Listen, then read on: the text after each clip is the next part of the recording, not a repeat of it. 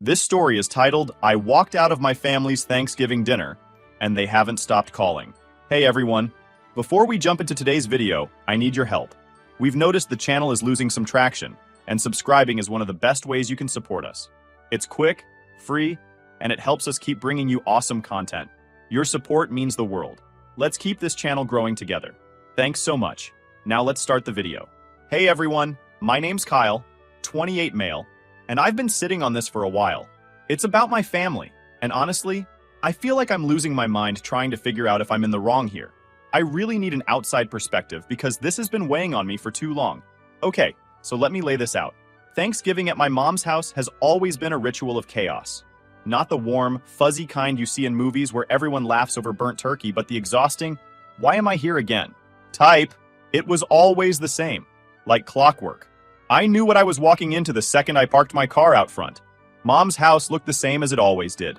The peeling white paint and crooked shutters seemed like they were holding on to the 90s for dear life, but it wasn't about the house. It was the people inside. Walking in, I braced myself like a boxer stepping into the ring.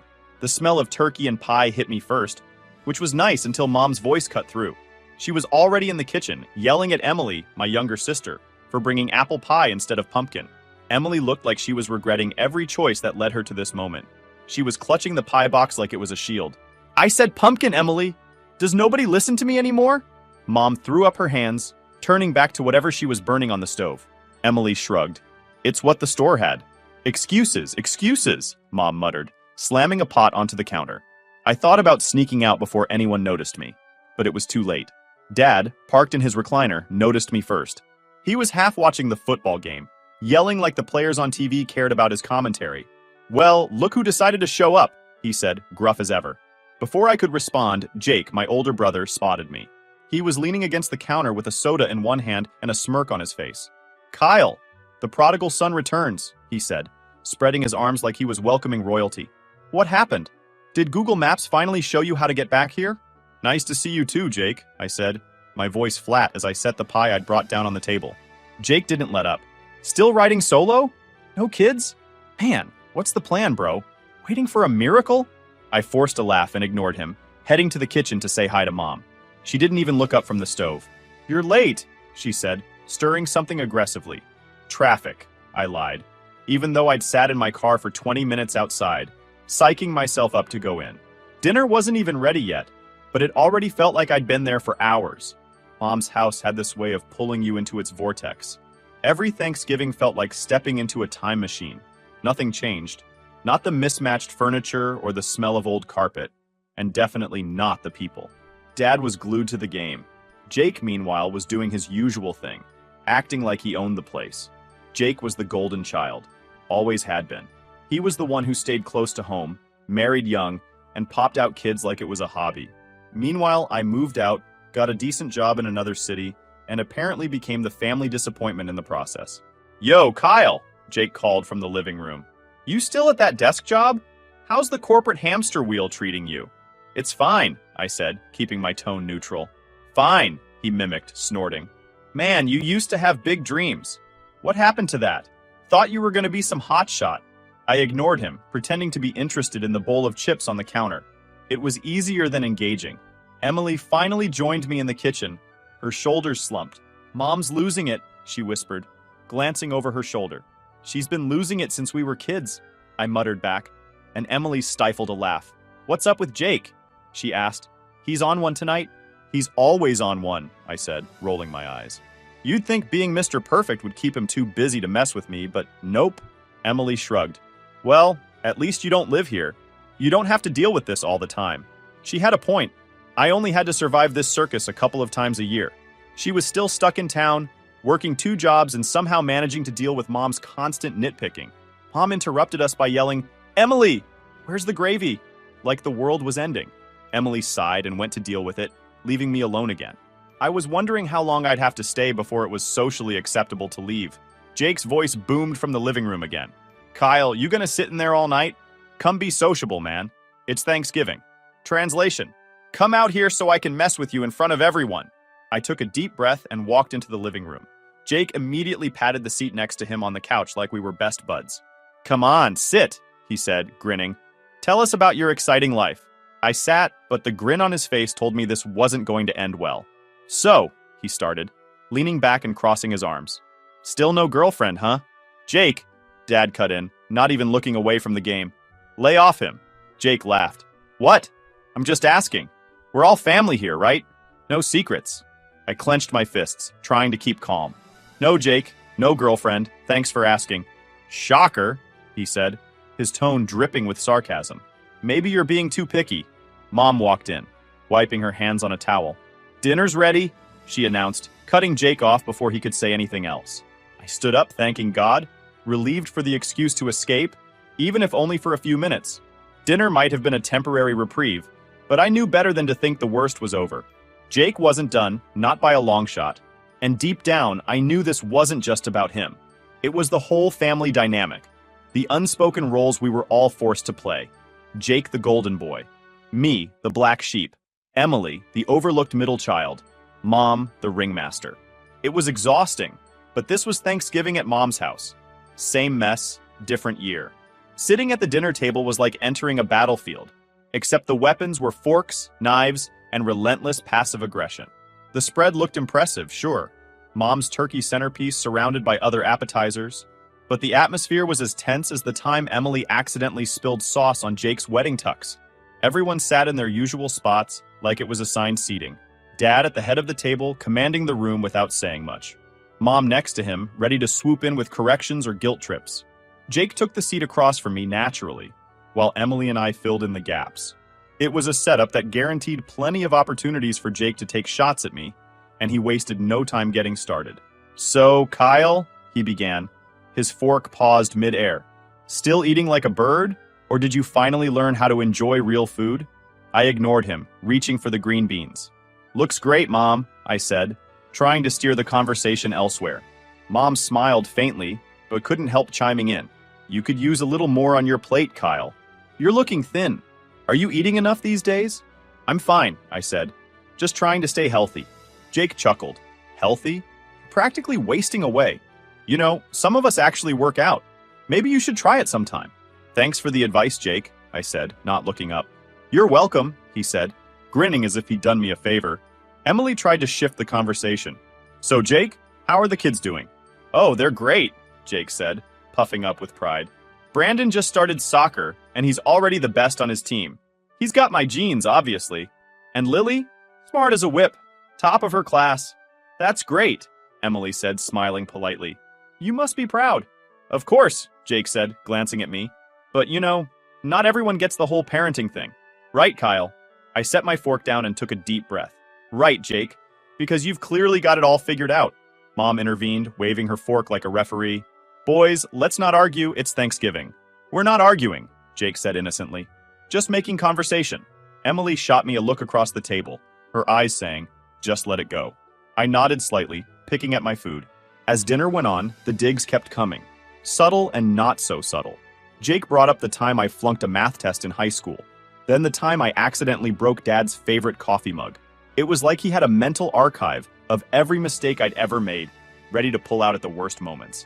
So, Kyle, Jake said, leaning back in his chair, what's it like living alone? Must be nice not having to answer to anyone, huh? No responsibilities, no stress, just you and your microwave dinners. I clenched my jaw but forced a smile. It's great, actually. I enjoy the peace and quiet. Oh, I bet, he said, laughing. You've always been more of a lone wolf, or you know, just alone. Dad finally spoke up, his voice gruff. Jake, enough. Let the boy eat. Jake held up his hands in mock surrender. Just joking, Dad. Relax. Mom sighed, shaking her head. Jake, you should really be nicer to your brother. But even her tone lacked conviction. She wasn't defending me as much as she was trying to maintain some illusion of harmony. Jake knew it too, and he just grinned, taking another bite of turkey. Emily, bless her, tried again to steer the conversation. Mom, the stuffing's really good this year. Did you use a new recipe? Mom brightened a little. I did, actually. It's one I saw on TV last week. They used more dots. Oh, here we go, Jake interrupted, rolling his eyes. Mom's cooking tips. Kyle, you should take notes. Maybe you could learn how to make something that doesn't come in a box. I looked up, finally losing patience. What's your problem, Jake? Seriously. You've been on my case all night. The table went silent. Even Dad looked up from his plate. his expression unreadable. Jake, of course, just smirked. Relax, man, he said, like he's so innocent. I'm just having fun. Don't be so sensitive. That's your excuse every year, I shot back. It's not fun. It's just you being an ass. Kyle! Mom snapped, her eyes wide. Language! Oh, come on, Jake said, laughing. Don't get your feelings hurt, little bro. It's Thanksgiving. Lighten up. I stared at him, the tension thick enough to cut with a knife. Emily looked down at her plate, clearly wishing she were anywhere else. Maybe if you spent less time criticizing everyone else, I said quietly, you'd have something better to do. Jake's grin faltered, just for a second. Then he leaned forward, his eyes narrowing. You want to talk about better things to do? Like what? Sitting alone in your apartment every night? Watching reruns and pretending you're happy? Jake, stop, Emily said, her voice firm. But Jake wasn't done. You act like you're above all this. Above us. But let's be real, Kyle. What have you done that's so great? What do you have to show for yourself? Enough! Dad barked, slamming his hand on the table. Both of you, sit down and shut up. The room went dead silent. Even Jake didn't dare say another word. I stared at my plate, my appetite long gone. Mom muttered something about dessert, standing to clear the dishes. I stayed quiet, my hands clenched under the table. Jake smirked again, but this time, there was something in his eyes, like he knew he'd pushed too far, but couldn't admit it. The table may have been set with turkey and stuffing, but all I could taste was resentment. When the dinner was finally over, the night was far from done. We'd barely made it to the couch before Jake started in with his usual performance. Kyle's greatest hits, starring me as the punchline to every joke. It wasn't enough for him to ruin dinner. No, he had to keep the show rolling, and everyone else just played along like it was normal. Hey, remember when Kyle tried to fix the lawnmower and ended up flooding the garage? Jake said, laughing so hard he nearly spilled his drink. What was the plan there, bro? Drown the engine? Mom chimed in before I could respond. Oh, that was a disaster. Kyle, you've always been so clumsy. I told you to call your father, but no, you had to do it yourself. It was one time, I said, my voice sharp. And I was 16. Jake grinned, leaning back on the couch like he'd just won an award. 16? Doesn't matter, man. You've been screwing up since day one. Emily, sitting on the armchair, piped up, Jake, come on. You don't have to keep dragging him. Jake turned to her. Dragging him? Please. Kyle's fine. He knows I'm joking. Right, little bro? I ignored him, focusing on the TV. A rerun of some old sitcom was playing, but I couldn't hear a word over the sound of Jake's voice. Mom walked in from the kitchen, carrying a tray of coffee and dessert. All right, everyone. Pie time. Let's try to be civil, please. Civil, Jake said, raising an eyebrow. I'm always civil. It's Kyle who can't take a joke. Don't blame this on me, I yelled, finally looking at him. You've been a jerk all night, and everyone just lets you get away with it. Oh, poor Kyle, Jake said, mockingly wiping an invisible tear from his eye. Always the victim. Boo-hoo. Maybe if you didn't make it so easy, I wouldn't have so much material. Jake, Mom said, her tone sharp. That's enough. But Jake wasn't done. He never was. What? I'm just saying what everyone's thinking. Look, Mom, you're the one who's always cleaning up after him. How many times did you have to call his landlord to bail him out? And let's not forget college. 2 semesters and out. Real impressive. Jake, seriously. Shut up, Emily said, her voice louder now. Oh, don't start, Emily, Jake shot back. You're no saint either. You're 28 and still living in Mom's basement. You're just mad I'm saying out loud what we're all thinking. I'm not living in the basement, Emily yelled, her face red. It's temporary, and you know it. Yeah, sure, Jake said, rolling his eyes. Temporary. Like how Kyle's career is taking off. I stood up, my fists clenched. You've got a lot to say for someone whose entire life revolves around putting other people down. What's your deal, Jake? Are you that insecure, or do you just get off on being an asshole? Jake's grin disappeared. Watch it, Kyle. Don't start something you can't finish. Oh, don't worry, I said, stepping closer. I can finish it just fine. Dad, who had been silent for most of the evening, finally spoke up. Both of you, sit your asses down. I'm sick of hearing this crap. Why don't you say something to him for once? I snapped, pointing at Jake. He's the one causing problems. But you all just sit there and let him. Don't drag me into your bullshit, Dad said, glaring at me. You're both acting like kids. Jake laughed bitterly. See? Even Dad agrees. You're the problem, Kyle. You know what? I said, my voice rising. Screw this. Screw you. And screw this whole family dynamic where Jake gets to act like a king, and the rest of us are just supposed to take it. Mom gasped. Kyle, how dare you talk like that? How dare I? I shot back. How dare you let this happen year after year? You enable him, you all do, and I'm done with it. The room went silent. Even Emily looked like she wanted to disappear into the couch. Jake just sat there, smirking like he'd won. But for the first time, I didn't care. You know what, Jake? I said, my voice steady now. You're not better than anyone here. You're just loud. That's it. And one day, when your kids grow up and start resenting you the way we all resent you, maybe you'll figure it out. But until then, go to hell. I grabbed my coat and headed for the door. Mom yelled after me, Kyle, you're not leaving like this. Watch me, I said, slamming the door behind me. I sat in my car for a minute, my hands shaking. My phone buzzed in my pocket, probably Mom or Emily trying to convince me to come back. I didn't even check. For the first time, I felt like I'd finally said what needed to be said. Jake could sit in his little throne all he wanted. I wasn't going to be his punching bag anymore. But as I sat there, something didn't feel right. Something else was nagging at me, a sense that the night wasn't over. Not yet. Just before I turned on the car, the door to the house burst open, and Jake came stomping out, his face twisted in anger. He didn't even bother with a coat, just marched across the driveway toward my car. I rolled down the window halfway, more out of instinct than anything else. What the hell is your problem? He yelled, his breath visible in the freezing air. My problem? I shot back. You're the one who's been pushing buttons all night. Oh, don't start that crap again, he said, slamming his hand on the roof of my car. You think you can just walk out like that? Throw your little tantrum and leave the rest of us to clean up the mess? Mess? I said, laughing bitterly. The only mess here is you, Jake. You've been a self-centered prick your entire life, and everyone just lets you get away with it. Jake's eyes narrowed, and for a second, I thought he might actually punch me. You're a real piece of work, you know that, acting like you're so much better than the rest of us. Well, guess what, Kyle? You're a joke, always have been. Better a joke than a bully, I snapped, opening the car door and stepping out. My pulse was pounding in my ears, but I wasn't about to back down. We stood there in the driveway, the tension between us so thick. Jake towered over me, his fists clenched at his sides. I wasn't sure if he was going to swing or just keep running his mouth, but either way, I wasn't backing down. Go back inside, Jake, I said, my voice low and steady. Go back to your perfect little life and leave me the hell alone. Or what? He said, stepping closer. You gonna hit me? Go ahead, Kyle. Show everyone what a tough guy you are. I didn't move. My hands were at my sides, trembling with anger, but I kept them there. I wasn't going to give him the satisfaction. Pathetic, Jake spat, shaking his head. You can't even stand up for yourself. No wonder nobody respects you. That was it. I didn't even think. My hand shot out, shoving him hard in the chest.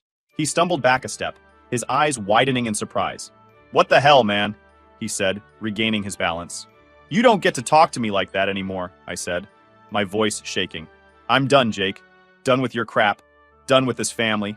Done with all of it. Jake's face twisted into a snarl. You think walking away makes you better than me? You're just a coward. Always have been. Always will be. I'd rather be a coward than a bully, I shot back. At least I don't need to tear other people down to feel good about myself. The sound of the door opening interrupted us. Emily stepped outside, her face pale. Guys, stop it, she said. Just stop. This is insane. Stay out of this, Emily, Jake snapped, not even looking at her. No, I won't stay out of it, she said, stepping between us.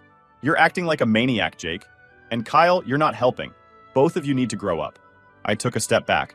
I'm not the one who started this. And I'm not the one running away, Jake shot back. Emily looked at me, her eyes pleading. Kyle, please, just come back inside. Let's figure this out. I shook my head. There's nothing to figure out, Emily. Jake's made it pretty clear how he feels about me. And honestly, I don't care anymore. She looked like she wanted to say something else, but Jake cut her off. Good, go. Nobody's stopping you, Emily yelled, startling both of us. For once in your life, Jake, shut up. The three of us stood there in the freezing driveway, the weight of years of resentment and unspoken anger hanging between us. I glanced back at the house, half expecting Mom or Dad to come out, but the door stayed closed. They weren't going to intervene. They never did. Jake finally broke the silence. You walk away now, Kyle, and don't bother coming back. You're not part of this family anymore. Good, I said, turning toward my car. Because I don't want to be. I got in and slammed the door. I didn't look back as I drove away. But as the house disappeared in my rearview mirror, a pit formed in my stomach. This wasn't over. Not by a long shot. Something was coming. I could feel it. The drive home felt like a blur. My mind was spinning, replaying every word Jake said, every smug look, every insult. I should have felt free, finally cutting ties with the toxicity, but instead, something kept gnawing at me. A mix of anger, guilt, and something I couldn't quite name. Halfway back to my apartment, my phone buzzed again. I pulled over onto the shoulder and grabbed it. A text from Emily lit up the screen. Emily, you need to come back. Something's wrong. Please. My chest tightened. Something about those two words, something's wrong, made anxious. Emily wasn't the type to exaggerate. If she was texting me like this, it had to be serious. I sat there for a moment, gripping the phone as the cold air seeped in through the cracked window. My better judgment screamed at me to keep driving, to leave all the dysfunction behind. But Emily's words stayed with me. I sighed, shoved the car into gear, and turned around. The house looked different when I pulled back into the driveway. The warm glow that had mocked me earlier now felt eerie, like it didn't belong. As I stepped out of the car, I felt something wasn't right. The front door was slightly ajar, swinging gently in the wind. I hesitated. The living room was empty. The plates from dinner were still on the table, the remnants of dessert untouched. The laughter and chaos from earlier were gone, replaced by a heavy silence. My heart pounded in my chest as I called out, "Emily? Mom? Dad?" No answer. I moved through the house, my footsteps loud against the hardwood floor. The kitchen was dark. The only light coming from the refrigerator door left ajar. A faint hum filled the room, but it wasn't enough to drown out the uneasy quiet. That's when I heard it. A muffled thud from the back of the house. I froze, my breath catching in my throat. For a moment, I thought about turning around and leaving, but then I remembered Emily's text. If she needed me, I wasn't going to abandon her. Not again. The hallway felt longer than it should have. I reached the door to Dad's study where the noise had come from. The door was slightly open, and the dim light spilling out cast strange shadows on the walls. I pushed it open slowly. Inside, Jake was standing by the desk, his back to me. He was holding something. A photo frame? His shoulders were tense, his head bowed. For a moment, I thought he was crying, but then he turned around, and I saw his face. It wasn't sadness, it was rage. "You came back," he said, his voice low and gravelly. "Of course you did. You couldn't just leave it alone." "What are you talking about?" I asked, my voice shaky. "Where's Emily? Where's Mom and Dad?" Jake laughed, but it was hollow, humorless. He slammed the photo frame down on the desk, shattering the glass. "They're gone. Just us now." "What the hell are you talking about?" I said, taking a step back. "Gone where?" Jake didn't answer. Instead, he stepped closer, his fists clenched. "You always thought you were better than me, didn't you? Mr. Perfect. Always the victim. Poor little Kyle." "I never thought that," I said, my voice trembling. "Jake, where are they?" "You're the reason this family's broken," he snarled, his voice rising. "You, with your holier-than-thou attitude, your constant running away. You're the one who doesn't belong." Jake was unhinged. This wasn't the brother I grew up with, the one who loved teasing, but never crossed the line into outright madness. Something had snapped in him, and I didn't know how to fix it. Suddenly, a noise from upstairs broke the tension. Jake's head whipped around, his expression shifting from rage to something darker. Without thinking, I bolted for the stairs, pushing past him as he yelled after me. "Don't you dare go up there, Kyle!" I didn't listen. My legs carried me up 2 steps at a time, my heart pounding in my ears. I could see light spilling out from under one of the bedroom doors. I ran toward it, throwing the door open. Inside, Emily was sitting on the floor, her back against the bed. She looked up at me, her face pale and her eyes wide with fear. "Kyle," she whispered. "He's lost it." "What happened?" I asked, kneeling beside her. Before she could answer, Jake's voice boomed from the hallway. "Get out of there, Kyle, now!"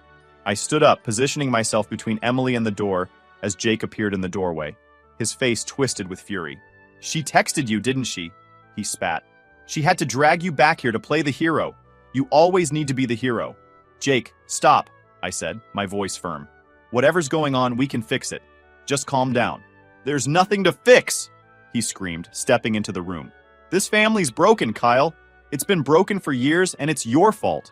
You and Emily, always ganging up on me, always making me the bad guy." "Nobody made you the bad guy," I said, trying to keep my voice steady.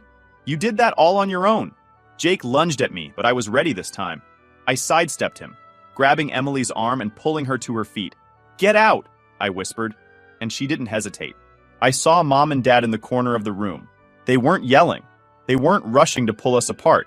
They just stood there, frozen, like spectators at a train wreck. "Do something!" Emily screamed. "He's losing it!" But Mom just shook her head, her hands fluttering uselessly, like she couldn't decide whether to intervene or walk away. Dad stood stiffly by her side, his arms crossed, his jaw tight. He didn't say a word. "Mom! Dad! Help him!" Emily shouted again, but neither moved.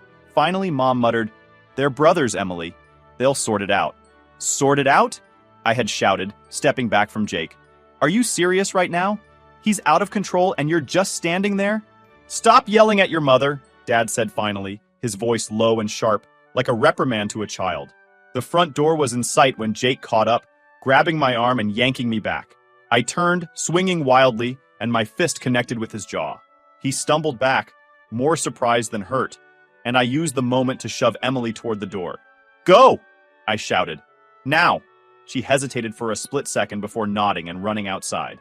Jake recovered quickly, his face a mask of fury as he came at me again. But this time I was ready. The fight was raw, messy, and desperate. Two brothers finally tearing into years of resentment and rage. But in the end, it wasn't about winning. It was about surviving. And as I stood there, breathing hard, Jake slumped against the wall, glaring at me with hatred in his eyes. For the first time, I saw him for what he really was. A man broken by his own bitterness, lashing out at the world because he didn't know how to fix himself. "I'm done, Jake," I said, my voice quiet but firm. "You can't hurt me anymore." Without another word, I turned and walked out the door. Emily and I went to a diner.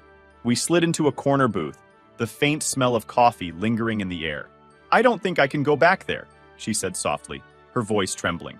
"You shouldn't," I replied. "You don't owe them anything.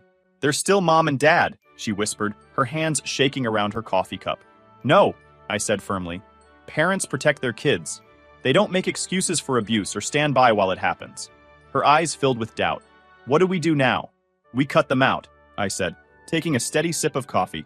"Completely. It's the only way." Later that night, I blocked Jake, then Dad, then Mom. The weight of their toxicity lifted, replaced by a strange calm. Cutting ties wasn't easy, but it was the first step toward freedom. And for the first time, I felt like I could finally move forward. I don't know what you guys may think, but this is it for me. I'm done with their nonsense.